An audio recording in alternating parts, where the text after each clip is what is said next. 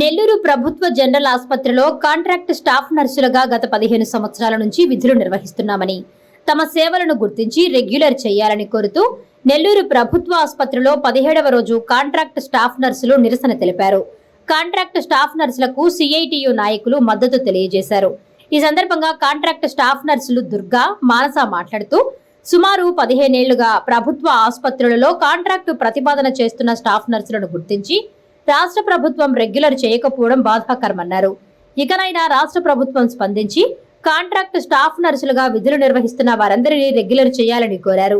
ఈ కార్యక్రమంలో contract staff నర్సులు Ruth Grace, P Venu, Sharath Babu, B Seshu, Sita Mahalakshmi తదితరులు పాల్గొన్నారు.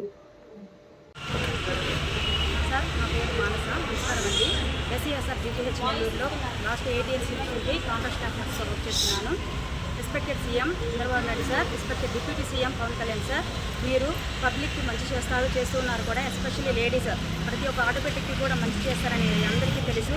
కానీ లాస్ట్ 16 ఇయర్స్ నుంచి మేము శాంతియుతంగానే ప్రొటెస్ట్ చేస్తూ మా బాధలు అనేవి మీకు వినిపించుకుంటున్నాము. కానీ మీ దగ్గర నుంచి ఎటువంటి రెస్పాండ్ లేకపోవడం మాకు చాలా చాలా బాధాకరమైన విషయం సార్ ఇది. కానీ మీ నుంచి మంచి న్యాయం జరుగుతుందని మంచి హోప్స్తో మేము వెయిట్ చేస్తున్నాం సార్. మేము ఎంఎస్సీ, బీఎస్సీ, బిఎన్ఎం నర్సింగ్ చదువుకొని ఇప్పటివరకు మీ కాంట్రాక్ట్ స్టాఫర్స్లో ఉన్నామంటే మీరు ఏదో ఒక రెగ్యులరైజ్ చేస్తారని హోప్స్తో ఉన్నాం sir. Especially ACSR medical college PGH నెల్లూరులో మేము రెగ్యులర్ దాంట్లో మమ్మల్ని చూపిస్తున్నారు. కానీ కాంట్రాక్ట్ స్టాఫ్ మాత్రమే చూపిస్తున్నారు సార్. ఇది గవర్నమెంట్ క్షుణ్ణంగా పరిశీలించి మాకు న్యాయం చేస్తారని కోరుతున్నాను. చంద్రబాబు నాయుడు సార్ హయాంలోనే ఈ కాంట్రాక్ట్ స్టాఫ్ నర్సెస్ జాబ్స్ అనేవి మాకు వచ్చాయి. కానీ సార్ మేము ఒకటే చెప్తున్నాం సార్, ఈ కాంట్రాక్ట్ స్టాఫ్ కాంట్రాక్ట్ జాబ్ వల్ల మాకు ఉద్యోగ భద్రత అనేది లేకపోవడం మాకు చాలా చాలా బాధాకరంగా ఉంది. కానీ మీరు మమ్మల్ని రెగ్యులరైజ్ చేసి మాకు ఉద్యోగ భద్రత కల్పించవలసిందిగా కోరుతున్నాము సార్. మీకున్న ఈ టైం బిజీ షెడ్యూల్లో మా కోసం 5 minutes టైం స్పెండ్ చేసి మా బాధలను విని అర్థం చేసుకొని మాకు న్యాయం చేస్తారని కోరుతున్నాను సార్. Thank you. అందరికీ నమస్కారం అండి. కొంచెం గట్టిగా వాయిస్. నా పేరు దుర్గా. నేను 2017లో ఏసీఎస్ఆర్ గవర్నమెంట్ హాస్పిటల్ ఆఫ్ నెల్లూరులో కాంట్రాక్ట్ స్టాఫ్ నర్సుగా పనికి జాయిన్ అయ్యాను. అప్పటి నుంచి ఇప్పటి వరకు 2014 వరకు కంటిన్యూస్గా కాంట్రాక్ట్ స్టాఫ్ నర్సుగానే పనిచేస్తున్నాను. మేమందరం ఇక్కడికి గుమ్మిగూడి ఒక శాంతియుత నిరసన చేయడానికి గల కారణం రెగ్యులరైజేషన్. ఈ రోజుకి 15 రోజులుగా అండి, గత 15 రోజులుగా రాష్ట్ర వ్యాప్తంగా ఉన్నటువంటి కాంట్రాక్ట్ స్టాఫ్ నర్సెస్ అందరం కూడా మా అందరినీ కూడా రెగ్యులరైజ్ చేసి మా అందరికీ ఉద్యోగ భద్రత కల్పించాలని శాంతియుతంగా నిరసన తెలుపుతూ ఉన్నాము. అయ్యా సీఎం గారు, మీకు నమస్కారం అండి. ఒకటి చెప్పదలుచుకున్నామండి. మా తల్లిదండ్రులు ఎండనక వాననక కష్టపడి కాయ కష్టం చేసి చెమటోడ్చి లక్షలు ఖర్చు పెట్టి మమ్మల్ని జిఎన్ఎం నర్సింగ్ అంటే అది 3.5 years course, BSc nursing 4.5 year course, ఈ 2 చదివిన తర్వాత వచ్చేటువంటి హయ్యర్ ఎడ్యుకేషన్ అనేది ఎంఎస్సీ నర్సింగ్ చదివించారు. ఇవన్నీ మేము వారి కష్టాన్ని, మా తల్లిదండ్రుల కష్టాన్ని గుర్తించి మేము కష్టపడి చదివి రాత్రి పగలు నిద్రొస్తున్నా కానీ షింకుల దగ్గరకు వెళ్ళి చేతితో దోశలతో నీళ్ళు మొత్తం మీద చదువుకొని మరీ కష్టపడి చదివామండి. అలా కష్టపడి చదివి పూర్తి చేసుకొని వచ్చినటువంటి మేము ఎటువంటి రెగ్యులర్ స్టాఫ్ నర్స్ పోస్టులు నోటిఫికేషన్కి నోచుకోలేదండి. ప్రభుత్వం గత 14 సంవత్సరాలుగా కాంట్రాక్ట్ స్టాఫ్ నర్సెస్ని కంటిన్యూస్గా రిక్రూట్ చేస్తుంది. ఇలా కాంట్రాక్ట్ స్టాఫ్ నర్సులుగా పనిచేస్తున్నటువంటి మేము ఒక గమ్యం లేనటువంటి ప్రయాణం చేస్తున్నాము. మాకు భవిష్యత్తుకి మా అందరి భవిష్యత్తు అంతా కూడా ప్రశ్నార్థకంగా మారింది. మేమందరం కూడా ఇలా కాంట్రాక్ట్ స్టాఫ్ నర్సెస్గానే ఉండిపోతామా? మాకు రెగ్యులరైజేషన్ జరుగుతుందా లేదా? మా బిడ్డలకి మేము మంచి భవిష్యత్తు ఇవ్వగలుగుతామా లేదా? ఇట్లా చాలా ప్రశ్నలు మాలో ఎదుర్కొంటుంది. ఈ ప్రశ్నలన్నిటికీ సమాధానం దొరక ఎంతో బాధగా ఉంటుంది. ఒక్కొక్కసారి రాత్రులు నిద్ర అనేది రావట్లా. ఎందుకు ఇలాగా మా జీవితం అవుతుంది, అస్తవ్యస్తంగా మారింది, మా భవిష్యత్తు అంధకారంగానే ఉంటుందా, మా బిడ్డలకి మేము మంచి లైఫ్ ఇవ్వగలుగుతామా లేదా? ఇలా ఇటువంటి ప్రశ్నలతో చాలా దుఃఖంగా ఉంటుందండి. కరోనా లాంటి ప్రాణాంతకమైనటువంటి వ్యాధులు వచ్చినప్పుడు ప్రపంచ దేశాలన్నీ కూడా లాక్డౌన్ పేరుతో స్తంభించిపోయాయి. మరి మనుషులందరూ కూడా చాలా వరకు అనారోగ్యంతో పక్షుల్లాగా రాలిపోయారు. మరి ఇంకా మనిషిని చూసి సాటి మనిషే భయపడేటటువంటి రోజులండి. అటువంటి రోజుల్లో కాంట్రాక్ట్ స్టాఫ్ నర్సెస్ రాష్ట్ర వ్యాప్తంగా పనిచేస్తున్నటువంటి మేము భయపడలేదండి. మరి ఈ ఉద్యోగం వద్దు అని మేము ఎవరం కూడా పారిపోలేదండి. మాకు తక్కువ జీతాలు మరియు మా లైఫ్కి సెక్యూరిటీ లేదు, అయినా కానీ మేము పారిపోలేదు. ఎటువంటి మెడికల్ లీవ్లు కూడా తీసుకోలేదు. మేమందరం కూడా నిలబడ్డామండి. మా ఉద్యోగం గురించి, మా భవిష్యత్తు గురించి, మా బిడ్డల గురించి ఆలోచించి మేమందరం కూడా నిలబడ్డాము. వర్క్ ఈజ్ వర్షిప్ అనే దైవం అనే నినాదంతో మా కాంట్రాక్ట్ స్టాఫ్ నర్సెస్ సంఘం కూడా ముందుండి ప్రముఖ పాత్ర పోషించాము. మరి మా యొక్క సేవలని, మా కష్టాన్ని గుర్తించాల్సిందిగా మేము కోరుకుంటున్నాము.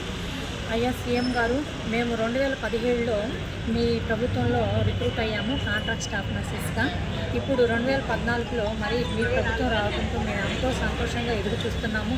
కోటి ఆశలతో ఎదురు చూస్తున్నాము. మేము రెగ్యులరైజ్ అవుతాము అనే నమ్మకంతో ఎదురు చూస్తున్నామండి. ప్రభుత్వాలు మారుతున్నాయి కానీ మాకు ఎటువంటి న్యాయం జరగట్లేదు. మేము కాంట్రాక్ట్ స్టాఫ్ నర్సెస్గానే మిగిలిపోతున్నాము. ఈ రెగ్యులరైజేషన్ గురించి రిప్రజెంటేషన్లు పట్టుకొని మా కాంట్రాక్ట్ స్టాఫ్ నర్సెస్ నాయకులు ఎన్నో ఆఫీసుల చుట్టూ తిరుగుతూ ఉన్నారు. అయినప్పటికీ ఏ విధమైన ఫలితం లేకుండా పోయిందండి. బాబు అంటే జాబు, జాబ్ అంటే బాబు అని ఎంతోమంది జీవితాలని ఉపాధి కల్పించి నిలబెట్టినటువంటి మీరు మాకు కూడా రెగ్యులరైజ్ చేసి మమ్మల్ని ఒక ఉపాధి కల్పించి, మా అందరికి ఉపాధి కల్పించి నిలబెడతారని, మళ్ళీ దట్ ఈజ్ బాబు గారు అని ప్రూవ్ చేసుకుంటారని మేము నమ్ముతున్నామండి. హెల్త్ మినిస్టర్ గారైనటువంటి సత్యకుమార్ యాదవ్ గారికి నమస్కారం అండి. తండ్రి అయినా మీరేనండి. ఒక తల్లి తన బిడ్డల భవిష్యత్తు గురించి ఏ విధంగా గొప్ప గొప్ప నిర్ణయాలు తీసుకొని ఆ బిడ్డల భవిష్యత్తు బాగుండాలని ఆలోచిస్తుందో, అదేవిధంగా మీరు కాంట్రాక్ట్ స్టాఫ్ నర్సెస్ అయినటువంటి మీ బిడ్డల గురించి, మా గురించి ఆలోచించి మమ్మల్ని త్వరగా రెగ్యులర్ చేయాలని మేము అడుగుతున్నామండి. ఇంకా డిప్యూటీ సీఎం గారైనటువంటి పవన్ కళ్యాణ్ గారు నమస్కారం అండి. అయ్యా, ఒక చిన్న బిడ్డ అనారోగ్యంతో హాస్పిటల్లో అడ్మిట్ అయ్యి నేను గబ్బర్ సింగ్ని చూడాలి అని కోరిందండి. ఆ కోరికకు మీరు ఎంతో గొప్పగా స్పందించి ఆ హాస్పిటల్కి వెళ్ళి విజిట్ చేసి ఆ పాపకి ఆర్థిక సాయం కూడా అందించారు. You are the man of great principles sir. Hats off to your principles sir. ఇప్పుడు మేము ఎంతో బాధపడుతున్నాం. కాంట్రాక్ట్ స్టాఫ్ నర్సెస్ అయినటువంటి మీరు ఇట్లా ఈ చిన్న బిడ్డ గురించి, అలాగా సమాజంలో జరిగేటువంటి ఎన్నో అన్యాయాల గురించి స్పందించి మీరు చేయగలిగినటువంటి సాయం చేసినటువంటి మీరు మాకు కూడా సాయం చేసి మా రెగ్యులరైజేషన్ గురించి తోడ్పాటును అందిస్తారని అడుగుతున్నాము. ఇంకా నారా లోకేష్ గారు, ఇటీవల జరిగిన యూట్యూబ్లో ఒక వీడియో రిలీజ్ అయిందండి. దాని సారాంశం ఏంటంటే, ఒక యువకుడు గల్ఫ్ కంట్రీకి వెళ్ళి ఎంతో బాధలు పడుతున్నట్లు, అతను అక్కడ బానిసత్వ జీవితం జీవిస్తున్నట్లు, అతను చనిపోయినా కానీ ఎవరు పట్టించుకునే వాళ్ళు లేరు అని ఎంతో బాధపడుతూ దుఃఖిస్తూ ఒక వీడియో చేసి రిలీజ్ చేయడం జరిగింది. ఆ వీడియోని చూసి మీరు మానవత్వంతో స్పందించారయ్యా. That is your humanity sir. మీరు ఒక నాయకుడే కాదు, గొప్ప నాయకుడిగా నిరూపించుకున్నారు. అదేవిధంగా కాంట్రాక్ట్ స్టాఫ్ నర్సెస్ అయినటువంటి మేము మన దేశంలో, మన రాష్ట్రంలో బానిసత్వపు బ్రతుకుతున్నాము. మా జీవితానికి ఎటువంటి భద్రత లేదు. మేము ఎంతో తక్కువ జీతాలతో మా జీవితాన్ని లీడ్ చేస్తున్నామండి. అయ్యా, మా యొక్క గల్ఫ్ కంట్రీ బాధితులని ఏ విధంగా మన దేశానికి స్పందించినటువంటి మీరు మన దేశానికి వచ్చేటువంటి ఏర్పాటు చేశారో, అదేవిధంగా ఈ బానిసత్వపు కాంట్రాక్ట్ స్టాఫ్ నర్స్ అనేటువంటి సంఖ్యలని మీరే విడిపిస్తారని మేము నమ్ముతున్నాము. మేము మా అనారోగ్యంతో కానీ ఇంకా ఏదైనా ఇబ్బందులు వచ్చి మాకు ఏదైనా కానీ అయినా మా బిడ్డలు, మా కుటుంబం అంతా కూడా రోడ్డు మీద పడుతుందండి. మాకు ఉద్యోగ భద్రత అనేది లేకపోవటం వల్ల సో మీరు మాకు ఉద్యోగ భద్రత కల్పిస్తారని, మాకు రెగ్యులరైజ్ చేసే విధంగా మీరు చూస్తారని మేము మిమ్మల్ని అడుగుతున్నామండి.